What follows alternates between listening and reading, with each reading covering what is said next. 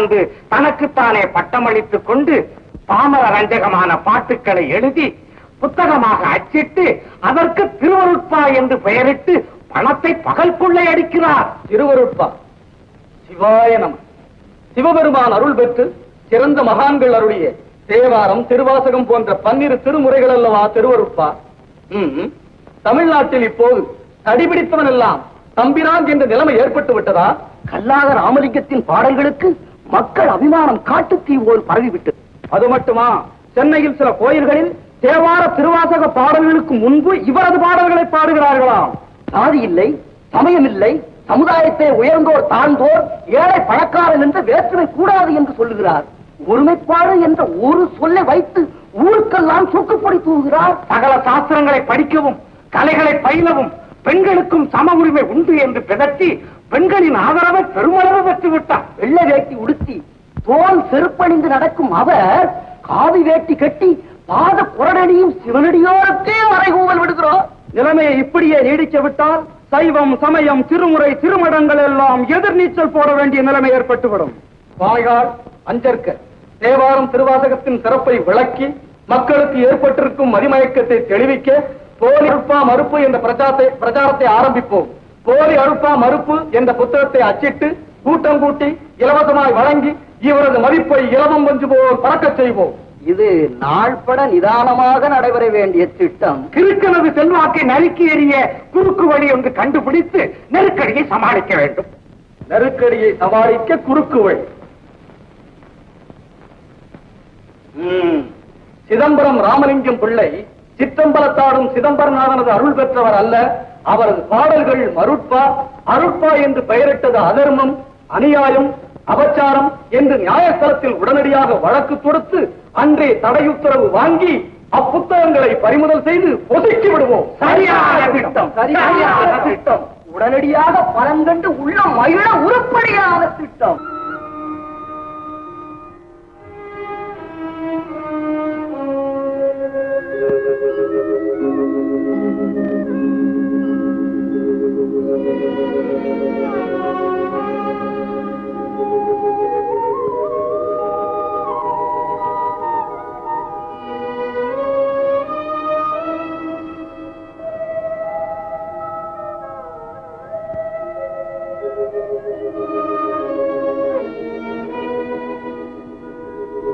விசாரணை தொடங்கும் முன் ஓர் விளக்கம் தேவை.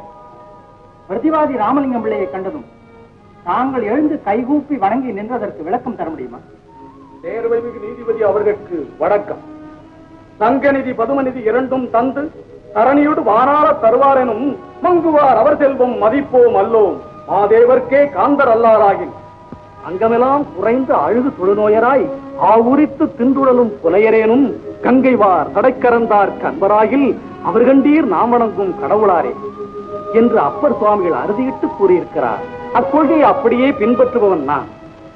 திருநீறு பூசிய நெத்தியினராக அவர் வந்தபோது அவரை கண்டதும் எழுந்து நின்று வணங்கினேன்.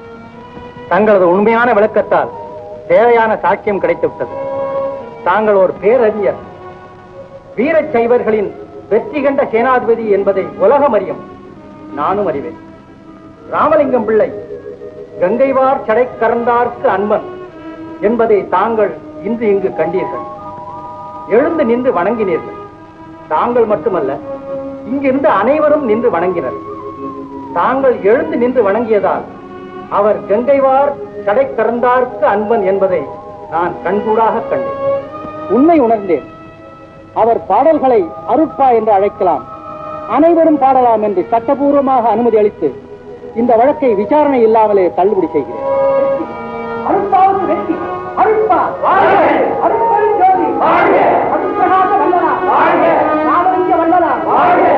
இருக்கீங்களே, இந்த இடத்துலதான் சாமி உட்கார்ந்து இருந்தாரு.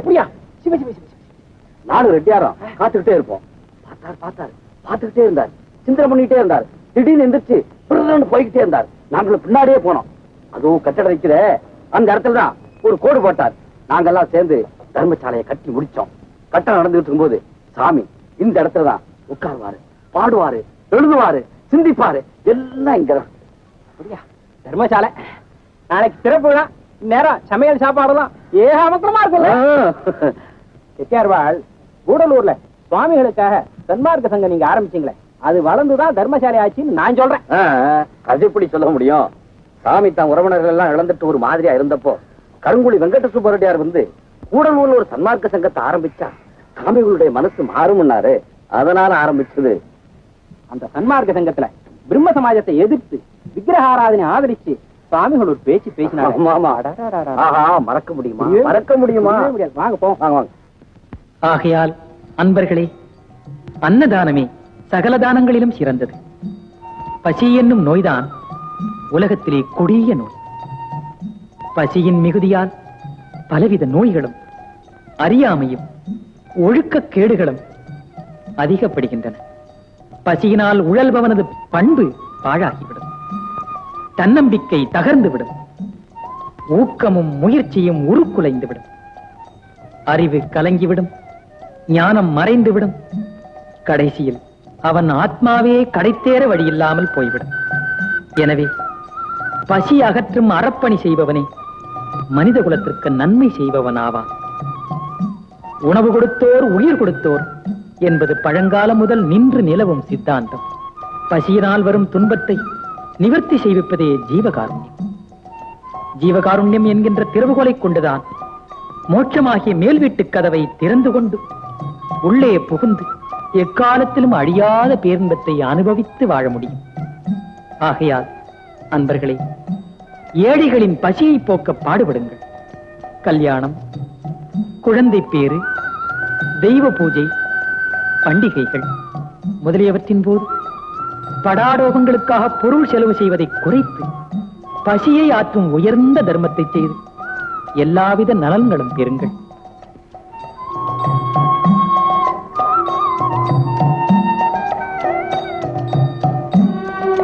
இன்று தொடங்கப்படும் நமது தர்மசாலை அன்பர்களது ஆதரவினால் இதை நாடி வரும் ஏழை மக்களின் பசிப்பிணியை அகற்றும் கைங்கரியத்தில் என்றென்றும் நிலைக்க அம்பலவானது அருள் புரிவாராக.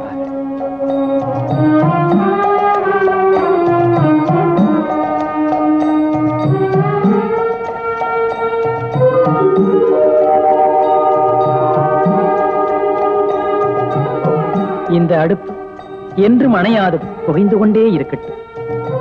அன்னதானம் செய்யும் உணர்வு மக்களின் உள்ளத்தில் ஓங்கி பசி என்னும் நோய் தீர்க்க அருமருந்தாக அமையட்டும். எல்லா உயிர்களும் இன்புற்று வாழும். அருட்பெரும் ஜோதி.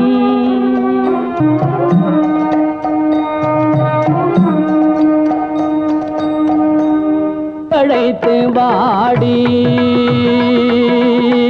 வருவார், அழைத்து வாடி மடலூர் வடதிசைக்கே வந்தால் பெறலாம் நல்ல வரமே. வருவார், அழைத்து வாடி மடலூர் வடதிசைக்கே வந்தால் பெறலாம் நல்ல வரமே. வருவார், அழைத்து வாடி.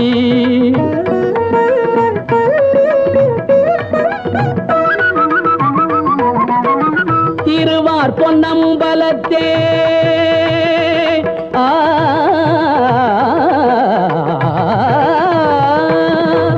திருவார் பொன்னம்பலத்தே செழிக்கும் குஞ்சித பாதர்.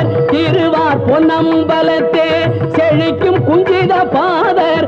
சிவசிதம்பர போதர் தெய்வ சபாநாதர். வருவார், அழைத்து வாடி வடலூர் வடதிசைக்கே வந்தால் பெறலாம் நல்ல வரமே. வருவார், அழைத்து வாடி.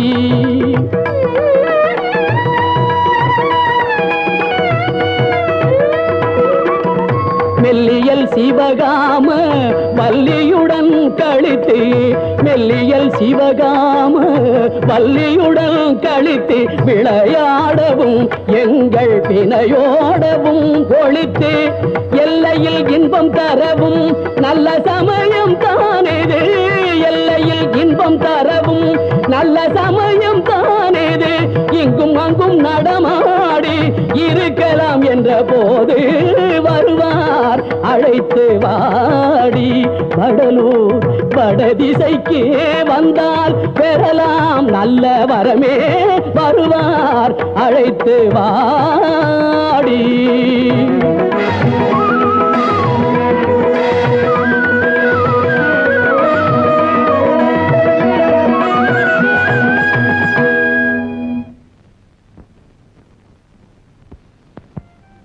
ஆன்மநேய ஒருமைப்பாட்டுரிமை சகோதரர்களே, ஞான சபை என்பது ஆன்ம பிரகாசம்.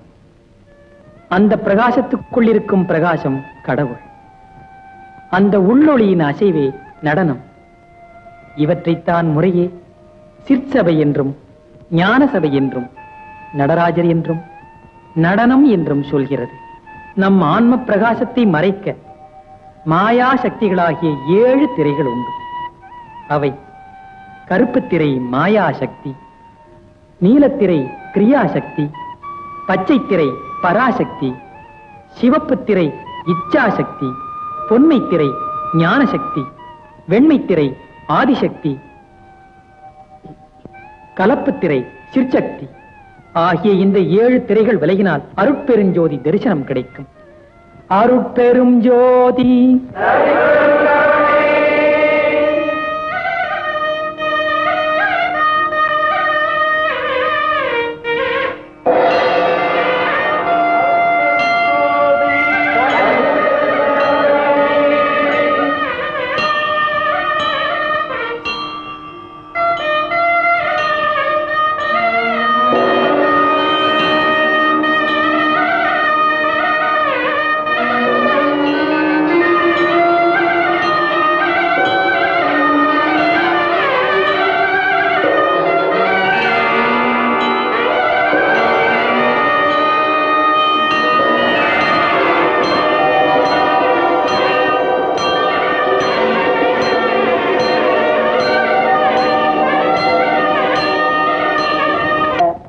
எல்லா காரியமும் அவர் கவனிக்கிறாராம். வெட்டியாரே பாக்குறா போல இருக்கு. போக்குவரத்து செலவு, பந்தல் போடுறது, விளக்கு போடுறது எல்லாமே. பொதுவா நாம இருக்கிறத அவர் விரும்பலங்கும் போது அங்க என்ன வேலை? நல்லா சொன்னீங்க, நல்லா சொன்னீங்க.